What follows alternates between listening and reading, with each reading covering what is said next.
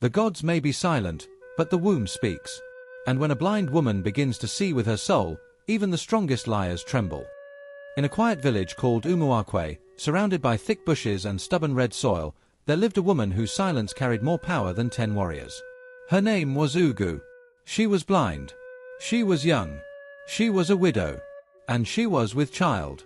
The people of Umuakwe pitied her, but they also feared her.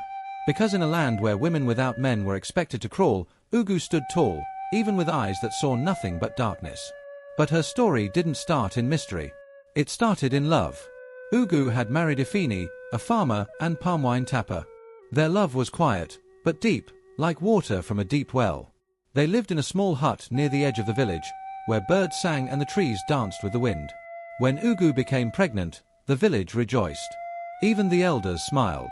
Ifini walked with his chest out, proud that the gods had smiled upon his home. But fate, cruel and hungry, had other plans. One night, Ifini went to deliver palm wine to Chief Dyke, the most feared man in Umuakwe. He never returned. The next morning, they found his body by the river. The village said it was a drowning accident. But Ugu knew better. That same night, as she waited for her husband, her eyes began to burn. The world faded into darkness. Her sight vanished like smoke. Pregnant, alone, blind, and nobody dared ask questions. Because Chief Dyke was powerful. Too powerful. Blindness didn't break Ugu, it made her sharper. She noticed things. Whispers. Footsteps. Changes in tone. She heard Chief Dyke's servant whispering to his lover about the blood on the chief's hands. She smelled Ifini's favorite soap on the chief's guard one night, the same kind only her husband used. She felt danger lurking, but no one would listen to a blind widow. Except for Mama Nwaka, the village herbalist. She had lived long enough to know that evil often wears a crown. "I believe you," Mama Nwaka said. "But belief is not proof." So Ugu did something no one expected. She began to speak. Not with anger, but with strength.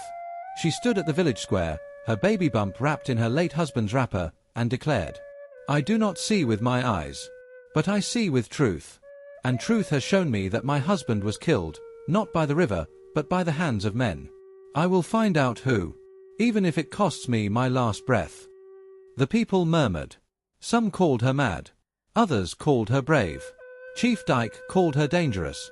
As her pregnancy grew, so did her voice.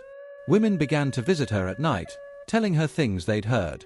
A market woman said she saw Dyke's guard throw away a bloodstained shirt. A child said he saw the chief arguing with Ifini 2 days before his death. Still, no one could speak openly. Until the night of the Ike festival, when the chief was to be honored.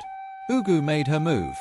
With the help of Mama Nwaka, she prepared a special drink, one that would not kill, but loosen the tongue. She offered it as a gift to Chief Dyke in front of the crowd, pretending to honor him as tradition demanded. He laughed, drank, and smiled. But then, his words began to run wild. He stood in front of the whole village and shouted, "I warned him. I told that fool to stop talking. He wanted to expose my land theft, and now he floats with fishes." The village gasped. His own words betrayed him. The guards rushed in. But the people stopped them. That night, Chief Dyke was tied and dragged before the shrine of the gods. The widow who gave birth to a new era. A month later, Ugu gave birth to a son. The elders named him Abiz, heart of a king, for he was born from a womb that had carried pain, strength, and justice. Ugu never regained her sight. But she was given a place among the council of elders, something no woman, let alone a blind widow, had ever been offered. From her hut, she guided the village with wisdom and grace. They say her child grew up to lead the people into a new age, where truth was not silenced, and women were not shadows. And whenever someone asked how a blind pregnant widow brought down the most powerful man in Umuakwe, the villagers would smile and say, "Ugu did not need eyes to see, she had truth in her womb, and that was enough." Please don't forget to like, subscribe, and share for more interesting stories.